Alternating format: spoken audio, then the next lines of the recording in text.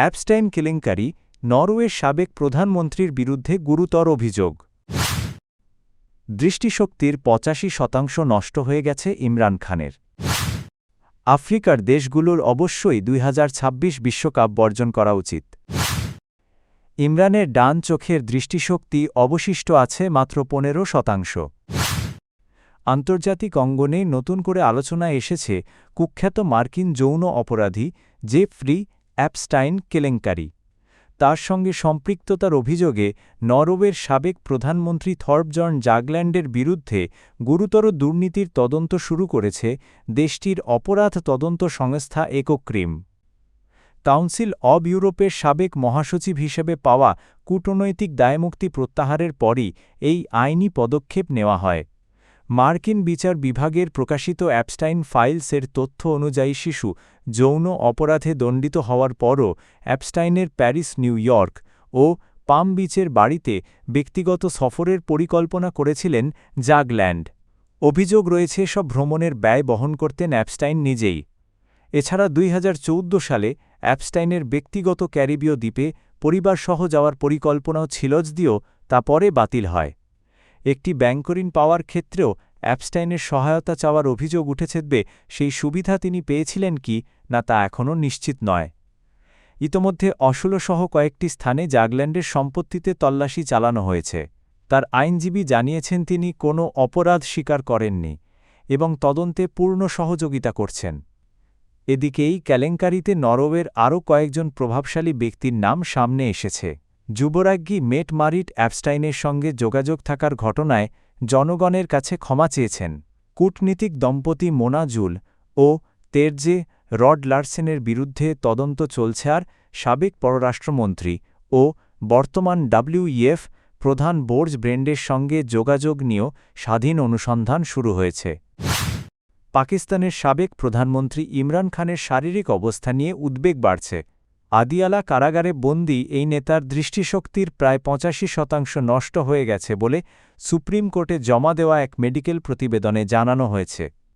চিকিৎসার আবেদন করার পর আদালতের নির্দেশে একটি মেডিকেল টিম কারাগারে গিয়ে তার স্বাস্থ্য পরীক্ষা করে। প্রতিবেদনে বলা হয়, রক্ত জমাট বাঁধা সংক্রান্ত সমস্যার চিকিৎসা শুরুর পর থেকেই তার চোখে দৃষ্টি দ্রুত কমতে থাকে। বর্তমানে তার মাত্র ১৫% দৃষ্টি অবশিষ্ট রয়েছে।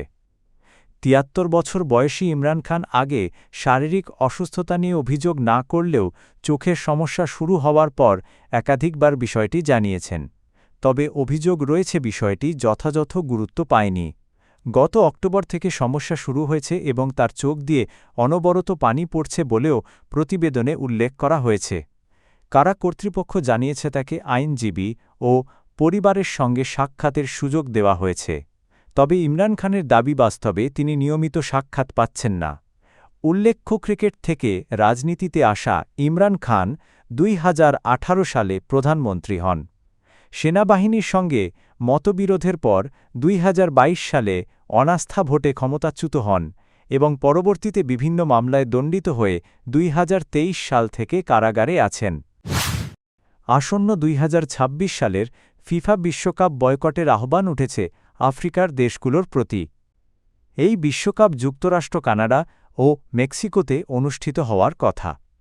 জিম্বাবুয়ের রাজনৈতিক বিশ্লেষক টাফি মাকা বলেন, গাজায় ইসরায়েলি সামরিক অভিযানে মার্কিন সমর্থনের প্রতিবাদে আফ্রিকান দেশগুলোর টুর্নামেন্ট বর্জন করা উচিত।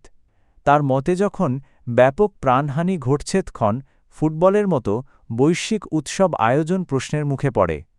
সম্প্রতি ব্রিটিশ পার্লামেন্টের ২৫ জন সদস্য আন্তর্জাতিক আইন লঙ্ঘনের অভিযোগে যুক্তরাষ্ট্রকে আয়োজক দেশ থেকে বাদ দেওয়ার প্রস্তাব দিয়েছেন। ইউরোপের কিছু রাজনীতিকও সতর্ক করেছেন, এই আসরে অংশ নেওয়া মানবাধিকার লঙ্ঘনকে বৈধতা দিতে পারে। বিশ্লেষণে দাবি করা হয়েছে, ২০২৩ সালের অক্টোবর থেকে গাজা সংঘাতে ৭২,০০০-এর বেশি ফিলিস্তিনি নিহত এবং বিপুল অবকাঠামো ধ্বংস হয়েছে।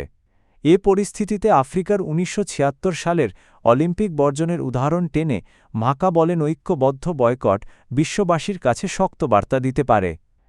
তার মতে, মরক্কো, সেনেগাল, মিশর, ঘানাসহ আফ্রিকার ফুটবল শক্তিগুলো একসঙ্গে সিদ্ধান্ত নিলে তা আন্তর্জাতিক অঙ্গনে বড় প্রতিক্রিয়া তৈরি করবে, যদিও এতে যুদ্ধ তাৎক্ষণিকভাবে থামবে না।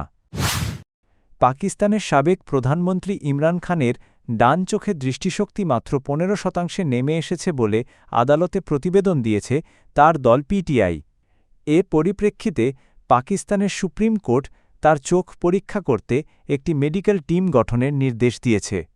পাশাপাশি সন্তানদের সঙ্গে কথা বলার সুযোগ দেওয়ার কথাও বলা হয়েছে। আগামী সোমবারের মধ্যে নির্দেশ কার্যকর করতে বলা হয়েছে।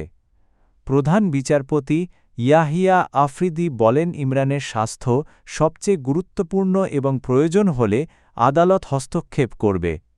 অ্যাটর্নি জেনারেলও জানানবন্দির চিকিৎসা নিশ্চিত করা রাষ্ট্রের দায়িত্ব। আদালতে পিটিআইয়ের আইনজীবী 7 পৃষ্ঠার এক প্রতিবেদনে জানান, কয়েক মাস আগেও ইমরানের দৃষ্টিশক্তি স্বাভাবিক ছিল। পরে হঠাৎ ঝাপসা দেখা শুরু হয়। অভিযোগ করা হয়, বিষয়টি জানানো হলেও কারা কর্তৃপক্ষ সময়মতো ব্যবস্থা নেয়নি। পরবর্তীতে তাকে ইসলামাবাদের একটি হাসপাতালে নেওয়া হলে চিকিৎসকেরা জানান, রক্ত জমাট বাঁধার কারণে ডান চোখ গুরুতরভাবে ক্ষতিগ্রস্ত হয়েছে। ইনজেকশন দেওয়া হলেও দৃষ্টি ফেরেনি বলে দাবি করা হয়েছে। পরীক্ষায় তার চোখে সেন্ট্রাল রেটিনাল ভেইন অক্লুশন শনাক্ত হয়েছে। অন্যদিকে পাকিস্তানের তথ্যমন্ত্রী দাবি করেছেন, কারাগারে অমানবিক আচরণের অভিযোগ সঠিক নয় এবং ইমরান খান অন্য বন্দীদের তুলনায় বেশি সুবিধা পাচ্ছেন।